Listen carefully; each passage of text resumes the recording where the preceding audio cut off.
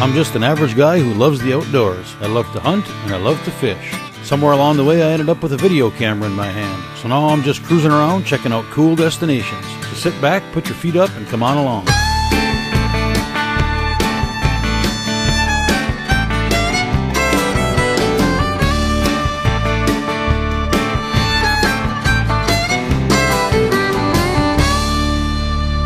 I'm Brian Whitens, and this is where I've been.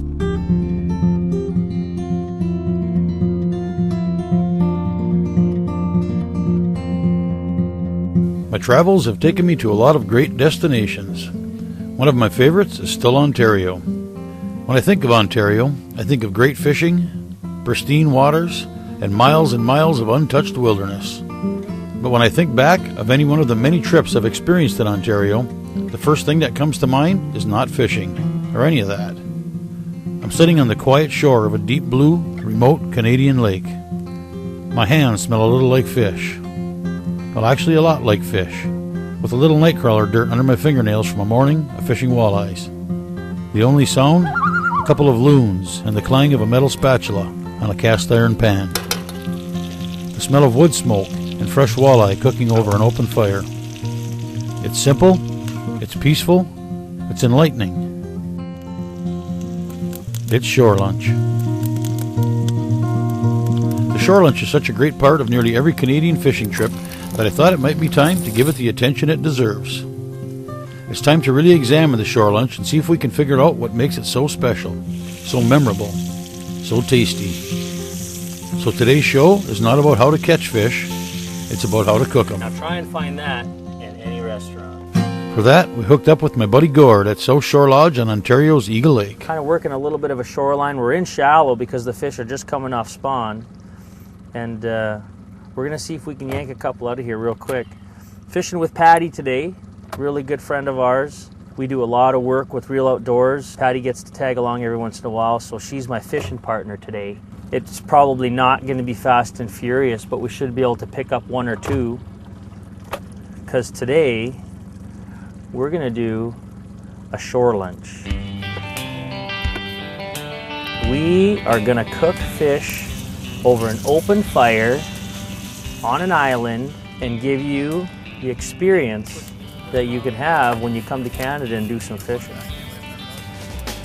There's fishing, there's having a good time, there's all the camaraderie, but nothing beats fresh fish out on an island over an open fire with the backdrop of the Canadian Shield. I mean, it's why we do what we do.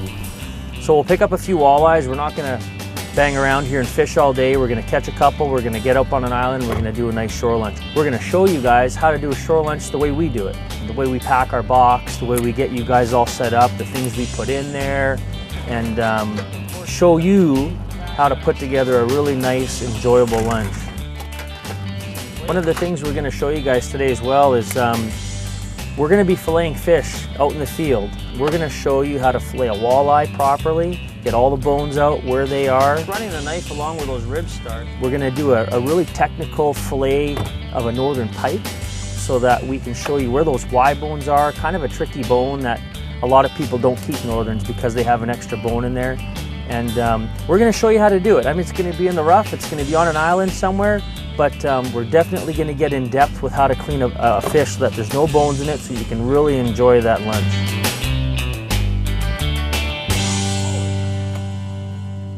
Cool. How's your typical day? Alarm clock, coffee, drive to work, stare at the computer screen, eat lunch, go to the gym, go home and watch TV? And what's your perfect day? Start out with the perfect sunrise, the perfect commute, eat lunch at the perfect restaurant, work out, finish it off with the perfect end to the perfect day. Just for 1 week, make your typical day a perfect day. Find your perfect day at South Shore Lodge on Ontario's Eagle Lake. What do we got? What do we got? A little wally. A little wally. Maybe on a little wally. Little wally. This is going to be a nice eating walleye. Perfect size. Looking at about 15 inches. These are the candy. Makes for a really nice fillet. They cook up faster in the pan. They're easy to manage with. Let's put in the box and catch some more.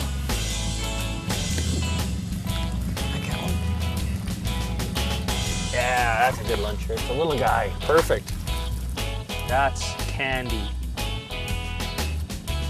Wasn't quite sure if I had them. It's gonna taste good. Another nice little wally. This is a baby one. Oh, jeez. This is lucky day today. Yeah, he's a little bit small. Nice fish though, beautiful colors. We could get some fillets off it, but we don't need to. Like, it was right up on shore almost. No, it's a nice walleye.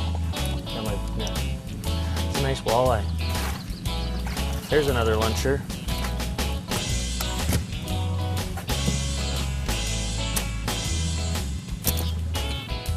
Another nice lunch fish.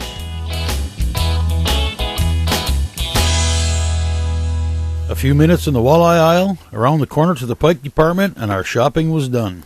Time to cook. Basically, when you come out and you come on your vacation and you do your trip with us, when you come and you decide that you want to do a shore lunch, we pack a box for you. Now it's got everything you need in here. There's the pans, there's beans, the food and everything is here. There's spatulas. I mean, it's very complete, right down to salt and pepper. You've got nice, good plates, solid plates. We don't use plastic or paper plates to eat off. Basically, everything is in here. There's breading, flour, and onion. I mean, it's going to be a dynamite little lunch for us to come and enjoy out here. So, first thing we're going to do is grab some firewood and grab up some kindling to get a fire started. We've got a nice fire ring here. There's quite a few different spots around the lake where they're kind of set up like this. It's a nice open area, beautiful view. The ring is here already. You get a fire going in there, and that's what we'll do first. We'll start our fire, let it burn down so that you get a nice good coal bed to cook on. You don't necessarily want to cook on that hot flame. You want a nice coal bed. Big, thick cast iron pans. They've been used for years. They're well seasoned. They're going to do great on an open fire. So let's gather some wood, Patty. Let's get to her.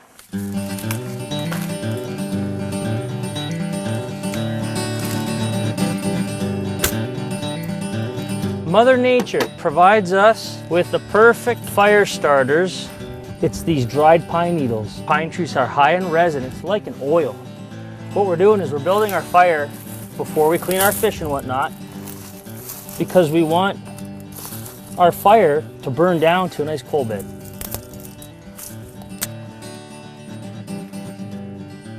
Now look how fast that will just erupt into a flame. I mean, hardly touch those dry needles. You have to be very, very careful. I mean, that's how these forest fires can get so dangerous, but you can see now how quickly those pine needles, and it's a very hot initial flame, because you can see how red they are, because there's resin in there that just is absolutely amazing. So we'll start putting some bigger wood on there, because that will burn down very quick, but we want to get that heat on the bigger wood and let this burn down while we're cleaning our fish. So we've got a couple walleyes, we've got a nice pike that we're going to do up. This spot's very, very popular, and you can see somebody's taken the time to set up a little fillet board here in the woods. It's really kind of convenient. So what I like to do when I take the fillets off is I take the whole fillet off and get the ribs out later. I come down the belly here just to make an even fillet. Now a lot of people go straight across here. I come up on an angle right into behind the gill plate, and you'll notice you get one more bite. So then, I mean, this is a very common way to take a fillet off of a fish.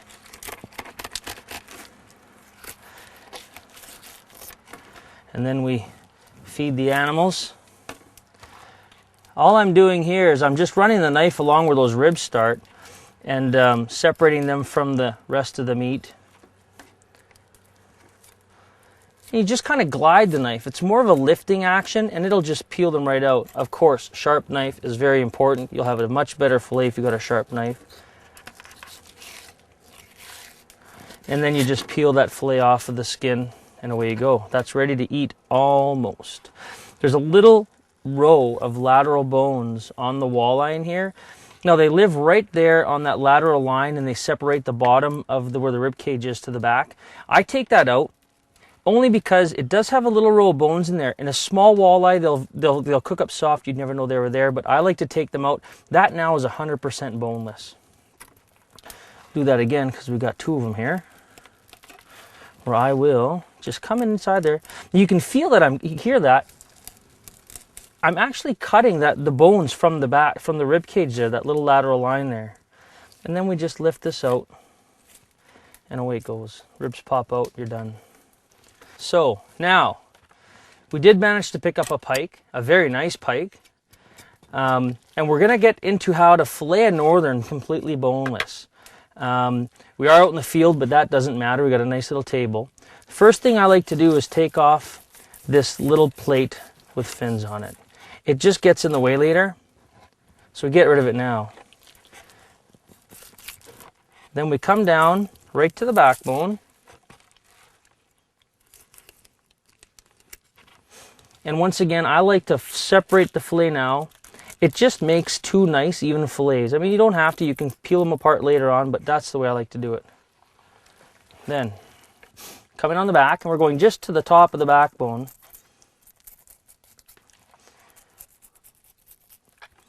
Making sure that we're on this side of the backbone. If we're going to peel back the fillet off the ribs. There's the ribs right there. And we're getting that fillet off right now.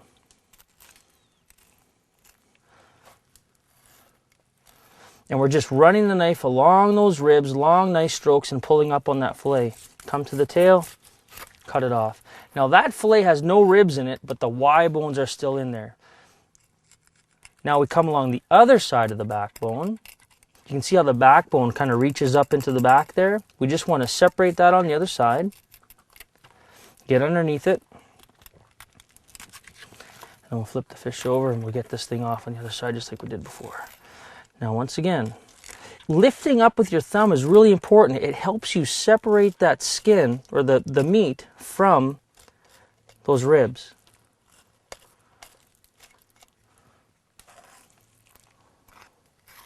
And you can see that when I lift this up, we have removed all of the meat off of this northern. That's just the backbone, the rib cage. There's no wasted meat when you fillet a fish this way.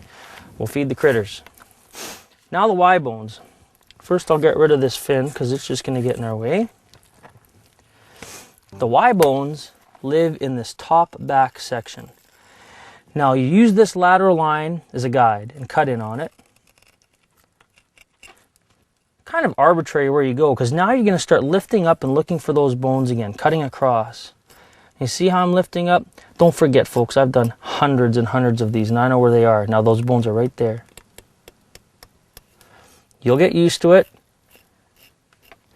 Now you're just, once again, running the knife along the bones and the meat and pulling up with your thumb. That's the key, getting a little bit of pressure on there, and then they'll just pop out. See, there's the bones, no bones. They've popped out.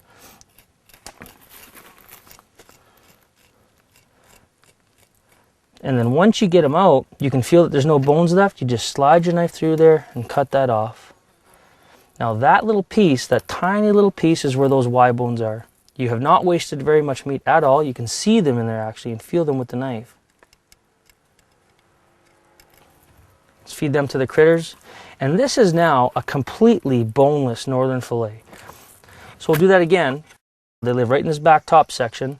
We'll use this lateral line here as your guide to cut in. And then we'll just come across on them. There they are. You can hear them. And that's them right there.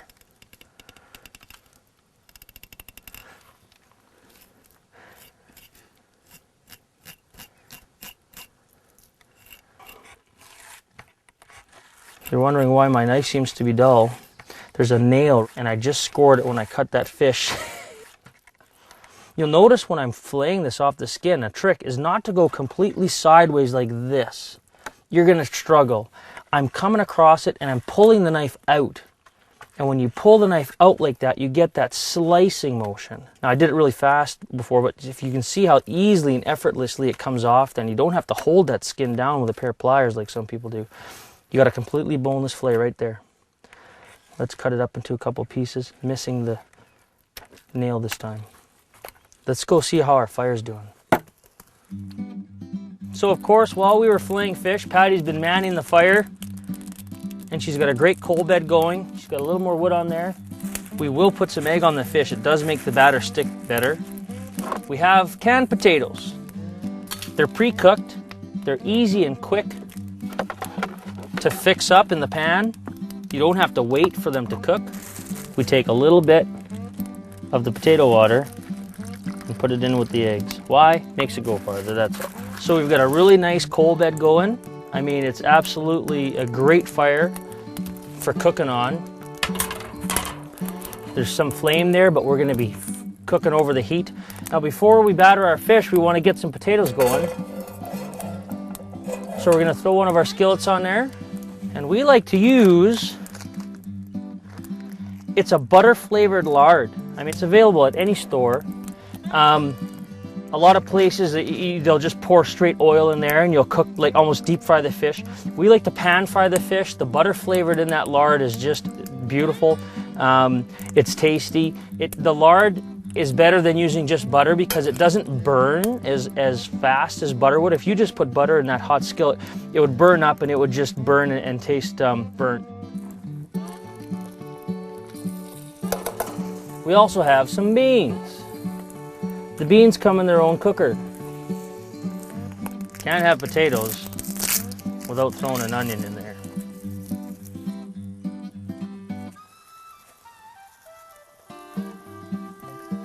I like to save a little bit of onion because I like some raw onion with my fish, and I'll cut this up later and put it in the beans. That's dynamite. So now that our potatoes are started and we've got them over the heat, let's go batter up some fish. We'll let these start to cook and brown up. By the time our fish is battered up and done, we'll have some nice brown potatoes to eat.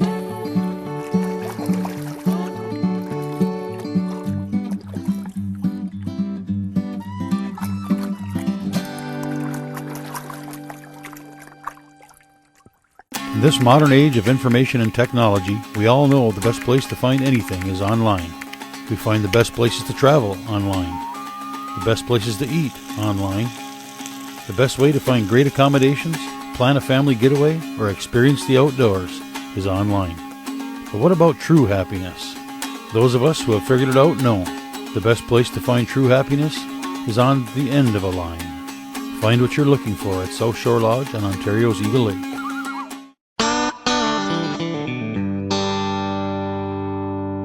What we've got here is our South Shore Lodge batter. It's unique, but it's probably not unique. We love it. Everybody who has it loves it and wants the recipe. And you just have to come out to South Shore Lodge in order to get the recipe. You can use anything, your favorite flour batter, your favorite store-bought. I mean, they all work really good. And so now we're taking the fish that comes out of the egg and water mixture, and you can see how nicely those crumbs and stuff and the flour that we have in there sticks to the fish. It's going to make a nice light batter. You'll notice, and I'll show you, the northern pike in these lakes is a nice white color. If you look at that fillet in that pan, you'll see that it's just beautiful and white. A lot of the northerns in some of the other lakes that you find where they're weedy or muddy based, they're very yellow or very almost orangish looking. There's also a lot of different species of northern, and you'll find that the pike out of Eagle Lake are as good as any other fish you'll ever eat. We have no problem throwing a northern in a pan. Some people say, "Oh, you're eating northern pike? Oh, they're so gamey." Absolutely not. I'll show it to you after it's cooked. It's white. It's flaky. It's just an excellent, excellent fish to eat. So our potatoes have been cooking. Our fish is battered, and we've got this other hot skillet on here. And like we said before, we're going to try and find a level spot. All the grease is coming to one side here.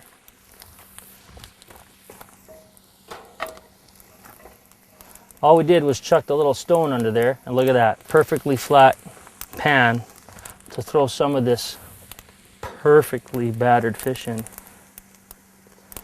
Now that oil is not quite hot enough. That fish should have sizzled when we laid it in there. It'll catch up. There's a piece of walleye. See how it's starting to sizzle? There is a point where you can have your oil too hot, where your fish won't cook through, it'll just burn. How do you get it right? It's just a matter of doing a lot of it. There's really no magic way to tell when your oil is just right or when your pan is just hot enough. You just kind of know. Sometimes when the fire's not as hot as it could be, I'll wait a little bit longer. Or sometimes when it's really hot, you can get it in there right away. But you can see that everything is sizzling nice. We've got a nice good coal bed going. There's a little bit of flame under there. It's going to be dynamite. When the fish flakes apart like that, you know it's cooked in between the flakes and it's cooked right through. I like them a little bit more crispy, so we're just going to leave it for a little bit. The northern, you'll find, is a lot denser, so it does take a little longer to cook. The walleyes have a nice big wide flakes and they cook a little bit faster, so we're going to leave the northern in a little bit longer because it definitely needs to sit there a little bit. That was a good sized pike too, so you know, it's got a good thick center on the fillet, so you want to make sure it's cooked right through.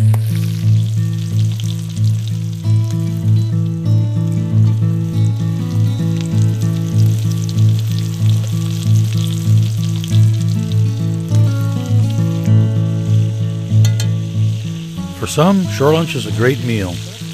For others, it's an event that includes a great meal. And for most, it's a great memory.